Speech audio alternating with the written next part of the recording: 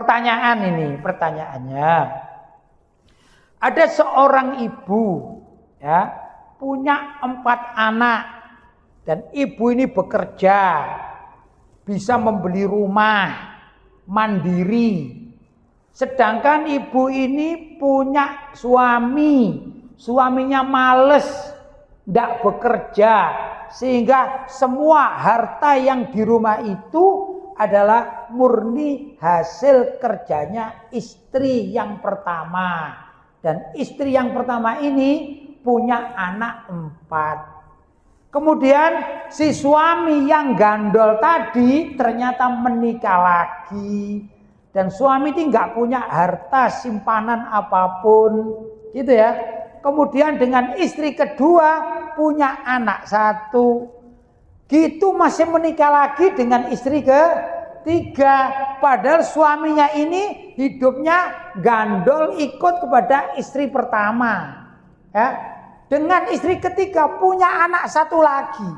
Subhanallah. Pertama saya katakan, suami dalam gambaran pertanyaan ini tadi tidak punya harta.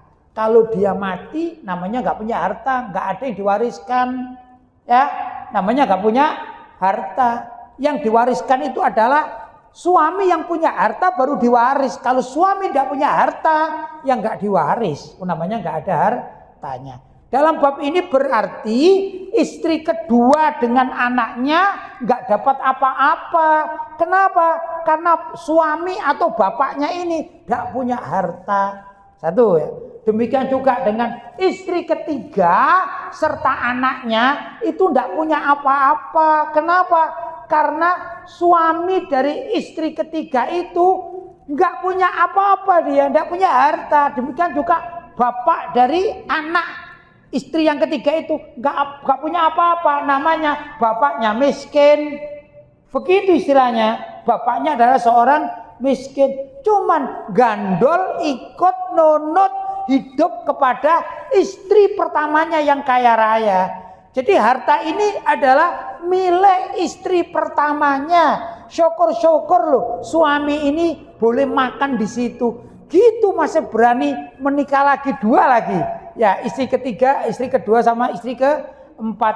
Maka ibu atau istri pertama itu berhak semuanya terhadap harta yang ada di situ karena memang hasil kerja dari istri pertama. Dan tatkala istri pertama meninggal dunia, maka yang berhak mewarisi adalah anak-anak kandung dari istri pertama tadi itu yang bekerja. Begitu. Adapun madunya itu ya saingan di dalam pernikahan kan, madu itu ya gak dapat apa-apa. Madu pertama, madu kedua gak dapat apa-apa. Apalagi anaknya madu gak dapat apa-apa. Termasuk tawon kan dapat apa-apa ya. Anaknya madu apa? Tawon ya. Nah, ini kan namanya, artinya begini. Saran saya, kalau ada kejadian seperti itu, misalnya mungkin bapaknya itu saking gantengnya orang ya, sehingga dimaui oleh 3 istrinya, maka hendaklah istri kedua juga belajar bekerja. Begitu mestinya istri ketiga belajar bekerja juga. Agar apa? Agar suaminya yang bondo ganteng tok. Apa bondo ganteng?